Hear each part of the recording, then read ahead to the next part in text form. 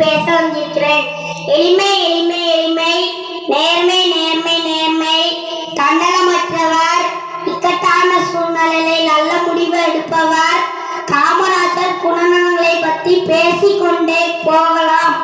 ஏழையில் ஒருவன் நேர்மையாக இருந்தால் அவன் மனிதன். பணம் இருக்கும்போது ஒருவன் நேர்மையாக இருந்தால் அவன் பெரிய மனிதன். இந்த நாட்டையே ஆளக்கூடிய பதவி வரும்போது ஒருவன் நேர்மையாக இருந்தால் அவன் மாமனிதன். அவன்தான் தலைவன். அவரே நம் காமராஜர். தன்னலமற்றவர், தனக்கு எதுவுமே செய்யல, தன் அம்மாவுக்கு எதுவுமே செய்யல, தன் கூட்டத்துக்கு எதுவுமே செய்யல, மக்களுக்கு தான் நல்ல நல்ல எல்லாத்தையும் செஞ்சிருக்காரு.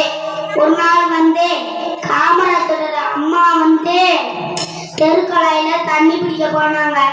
அதை பார்த்த காமராஜரு, அதை பார்த்த உயிர் அதிகாரி, நீங்க எதுக்கு தெருக்கலை வரையெல்லாம் தண்ணி பிடிக்க போறீங்கன்னு கேட்டுட்டு வீட்லயே ஒரு குழாய ரெடி பண்ணிட்டாங்களா.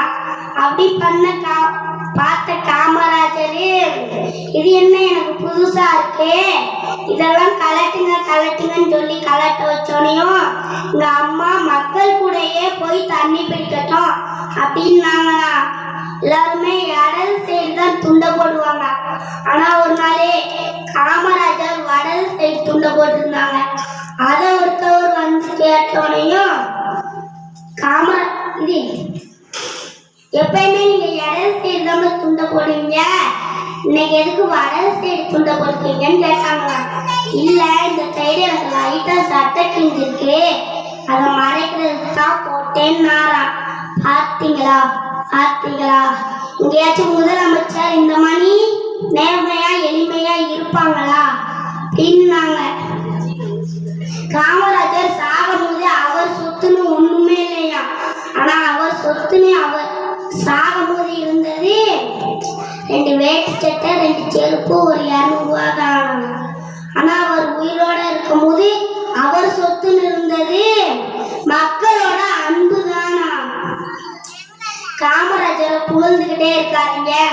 அது மட்டும் போதாது, காமராஜர் வாழ்க்கை புத்தகத்தை படிங்க. அவரை மணி கொஞ்சமாச்சு நம்ம வாழ்ந்து காமிப்போம். அதுவே அவர் கொடுக்குற மரியாதை. நன்றி, வணக்கம்.